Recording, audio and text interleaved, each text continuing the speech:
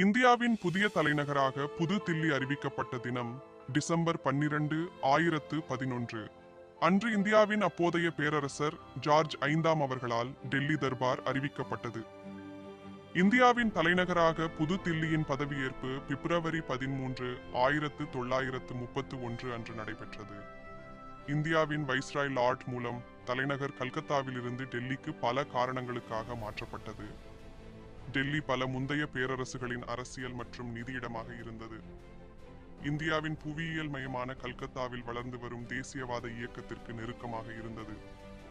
இந்த நகரம் 2 பிரிட்டிஷ் கட்டிடக் கலைஞர்களான சர் ஹெர்பர்ட் பேக்கர் மற்றும் சர் எட்வின் லுடியன்ஸ் ஆகியோரால் வடிவமைக்கப்பட்டு திட்டமிடப்பட்டது.